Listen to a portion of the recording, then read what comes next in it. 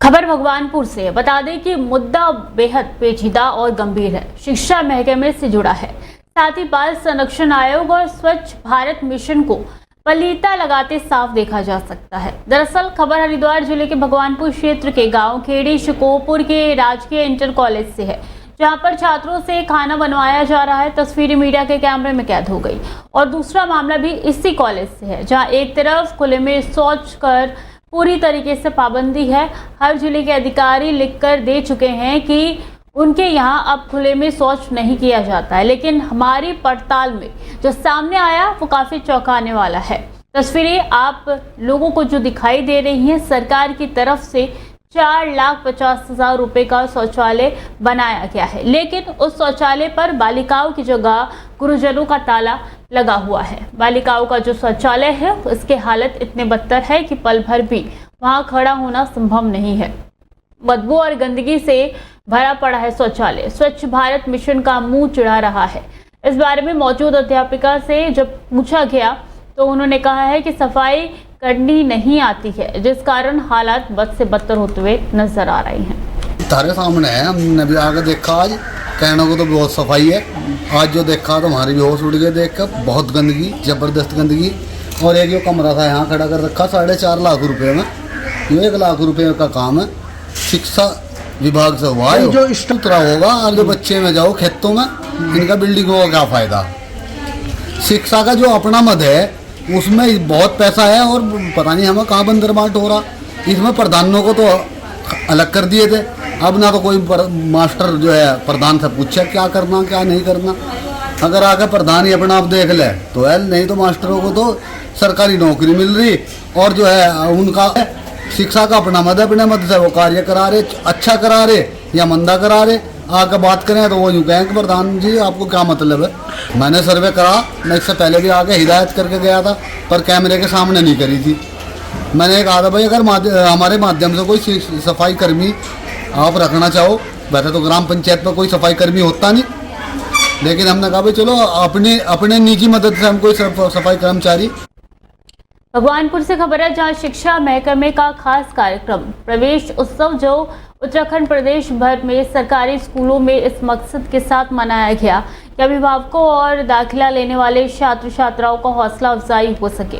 इस कार्यक्रम के तहत नई दाखिले वाले बच्चों का स्वागत माला डालकर किया गया। यहाँ तक तो ठीक था, लेकिन आगे जो बात सामने आई है वो अजीब गरीब है। दरअसल ये तस्वीरें हैं राजकीय इंटर कॉलेज की खेड़ी शिकोपुर की, जहां पर एक बैनर प्रवेश उत्सव कार्यक्रम के तहत तो लगाया गया था, लेकिन इस राजकीय इंटर कॉलेज में पिछले 2 सालों से, यानी कि जब से ये स्कूल उत्कृत हुआ है तब से आज तक कोई स्टाफ की नियुक्ति नहीं हुई है।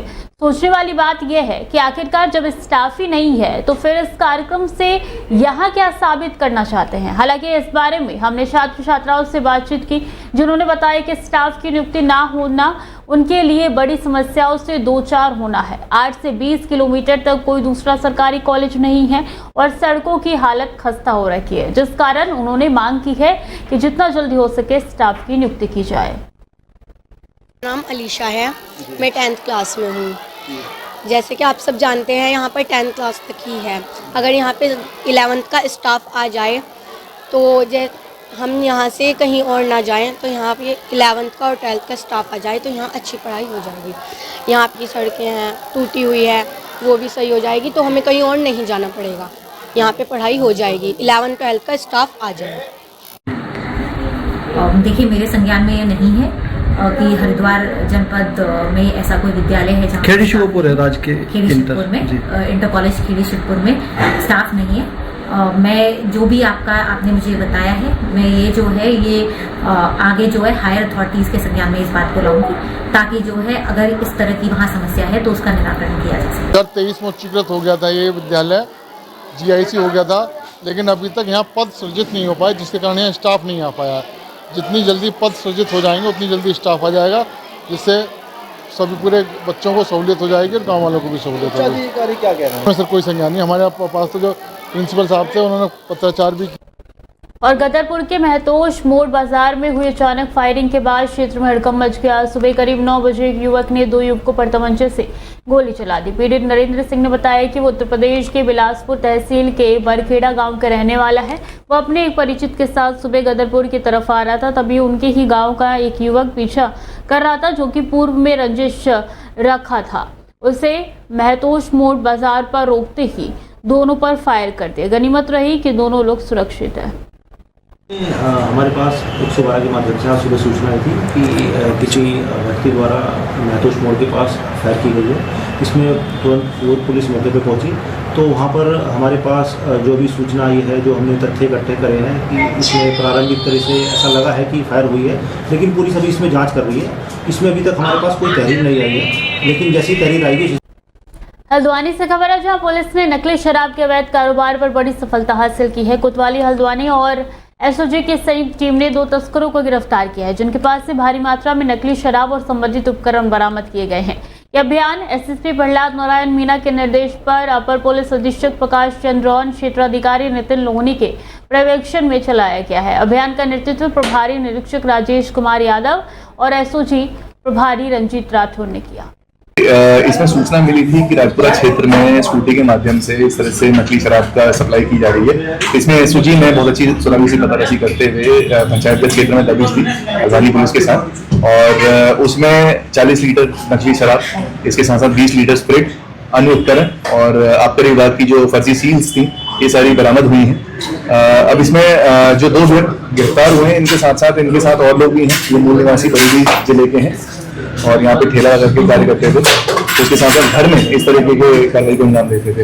इनके जो अन्य साथी हैं उनको भी बहुत जल्द दबिश देके कार्रवाई की। किस तरह की ब्रांड देखिए, मैकडॉवेल की बॉटल्स बरामद हुई हैं और गुलाब मार्केट जो चलती है वो बरामद हुई है। ऐसे ही कहाँ सप्लाई की जाएगी। अभी हरिद्वार जिले में डेंगू के संभावित खतरे को देखते हुए स्वास्थ्य विभाग पूरी तरीके से अलर्ट हो गया है। विभाग की टीमों द्वारा गाँव-गाँव जाकर लोगों की स्क्रीनिंग की जा रही है और डेंगू से बचाव को लेकर जागरूकता अभियान चलाया जा रहा है। हरिद्वार के मुख्य चिकित्सा अधिकारी डॉक्टर आर.के. सिंह ने जानकारी देते हुए बताया कि अभी तक जिले में डेंगू का एक भी मामला सामने नहीं आया, लेकिन विभाग पूरी तरीके से सतर्क है और उन्होंने लोगों से अपील की है कि अपने घर और आसपास पानी जमा न होने दें और नियमित रूप से साफ सफाई रखें। स्वास्थ्य विभाग की टीमें लगातार क्षेत्रों में भ्रमण कर रही है और लोगों को उपाय बता रही है। देखिए, अभी डेंगू मामला कोई संज्ञान में नहीं आया है। एक मामला आया हुआ था और लेकिन पोर्टल पे नहीं था, तभी हमारी टीम के द्वारा उस गांव में जाकर जितने भी गांव के लोग थे सबका सोशलाइजेशन भी किया गया, प्रतिगमन की जांच की गई हमारे आशा के द्वारा, टीम के द्वारा, और कोई भी व्यक्ति, एक भी व्यक्ति बुखार का वहां पर पीड़ित मिला। और इस संबंध में हमारे द्वारा ऑलरेडी मेडिकल ऑफिसर्स की, सीएचओ की, आशाओं की ट्रेनिंग की जा चुकी है और जो भी जन जागरूकता संबंधी ऐसी मटेरियल हमारे लिए उपलब्ध हो चुका है। जो दवाएं छिड़काव के लिए और रैपिड टेस्ट की, स्टेरिलाइजर की, तो ऑलरेडी हम लोगों को कैसे जागरूक, उनको बचाव ही करना है। कहीं भी पानी जो है मैक्सिमम ज्यादा इकट्ठा ना होने दे, क्योंकि डेंगू का लार्वा जो है यह करना साफ और रुके हुए पानी में होता है। यदि हम हरिद्वार की 4 साल की मासूम बच्ची ओजस्वी सिंह बटछस ने वो कर दिखाया है जो दुनिया भर के बच्चे सिर्फ सपना देखते हैं। महज 3 सेकंड में उल्टी ABCD सुनाकर ओजस्वी ने इंटरनेशनल बुक ऑफ रिकॉर्ड्स में अपना नाम दर्ज किया है। दिल्ली पब्लिक स्कूल रानीपुर की नर्सरी की छात्र ओजस्वी ने ये कारनामा 24 फरवरी 2025 को हरिद्वार में किया और महज 4 साल 10 महीने 16 दिन की उम्र में वो बन गई जो दुनिया में सबसे तेज उल्टी वरमाला सुनाने वाली प्री स्कूलर। ओजस्वी ने पिछले रिकॉर्ड तोड़ते हुए 3 सेकंड में पूरा Z2A को सुनाया।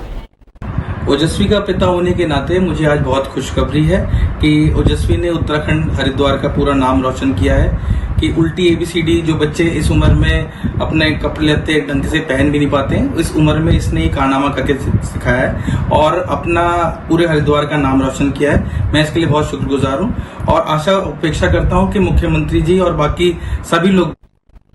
मसूरी से खबर है, जहाँ पहाड़ों की रानी मसूरी में बहते सीवरेज की समस्या आम हो चुकी है, जिसको लेकर लोग परेशान हैं और वो उसका असर मसूरी के पर्यटन पर भी पड़ रहा है। मसूरी के विभिन्न क्षेत्रों में सीवरेज चैम्बर ओवरफ्लो हो रहे हैं, जो कि कई क्षेत्रों में सीवरेज लाइन क्षतिग्रस्त हो रखी है, जिससे सीवरेज सड़कों को बहता हुआ लोगों के घरों में जा रहा है। बहते सीवरेज के कारण क्षेत्र में गंदगी और बदबू से लोग बेहाल है। गर्मी बढ़ती जा रही है और इसका अंदेशा भी फैलने का जताया जा रहा है।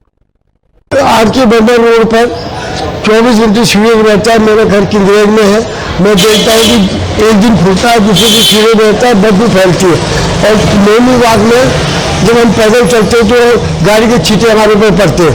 ऐसे ही उनकी बाग में भी होता है। मैं रोड किंद्रेज से और मेरा घर है वहाँ से मैं पिक्चर पास आरके बंदर रोड पर घूमने आता हूँ।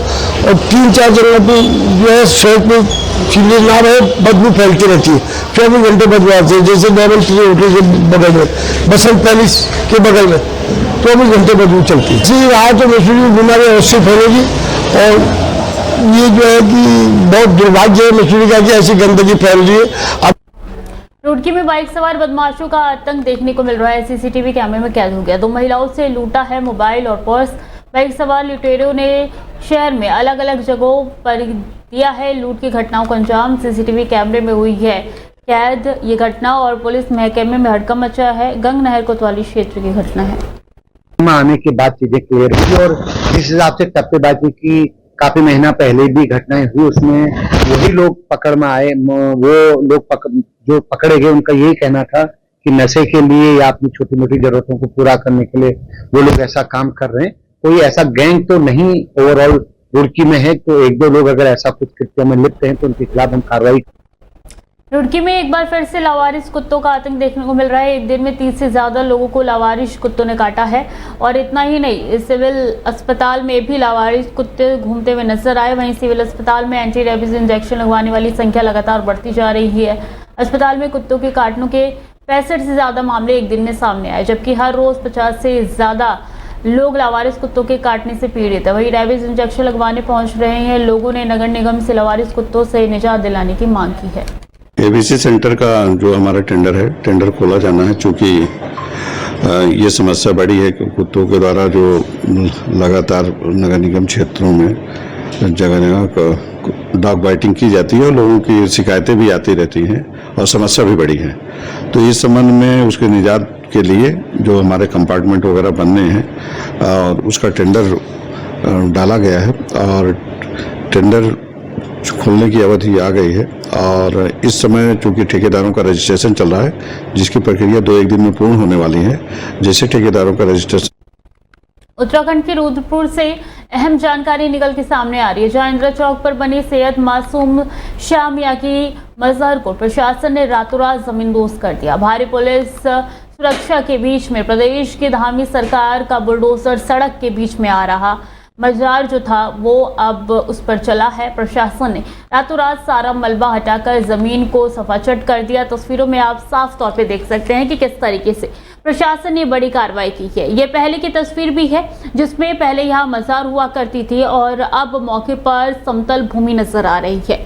वहीं प्रशासन के द्वारा की गई कार्रवाई की वीडियो भी आप देख सकते हैं किस तरीके से मजार को ध्वस्त कर रही हैं और मलबा भी मौके से हटा दिया गया है। मजार वाली जगह अब समतल हो गई है। प्रशासन के द्वारा मंगलवार तड़के लगभग 4 बजे से ये कार्रवाई की गई और 6 बजे तक खत्म हुई। रुद्रपुर के एसपी सिटी उत्तम सिंह नेगी ने बताया है कि अतिक्रमण हटाने का नोटिस दिया गया था। इसके बाद भी जब अतिक्रमण नहीं हटाया गया तो प्रशासन के द्वारा कार्रवाई की गई है। एहतियात के तौर पर सुरक्षा के कड़े इंतजाम थे।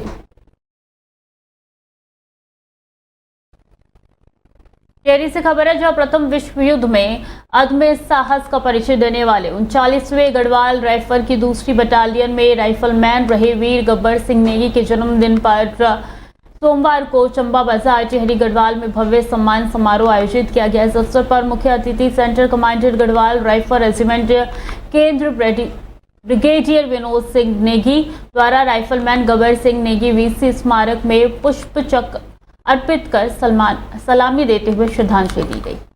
भारतीय सेना अपने वीरों को, महावीरों को हमेशा याद रखती है और हमारा ये लक्ष्य है कि जहाँ जहाँ पर हमारे वीरों के गांव हैं, जो उनके सम्मान में जो समारोह होते हैं उनमें हम शामिल हों, उनको गार्ड ऑफ ऑनर दिया जाए, उनको रिप्लेइंग किया जाए और एक सम्मान के साथ उनकी जो वीर गाथा है वो भावी जो पीढ़ी है उसको सुनाई जाए। इस प्रकार के हमारे प्रयास हमेशा चलते रहेंगे और ये प्रयास जारी है।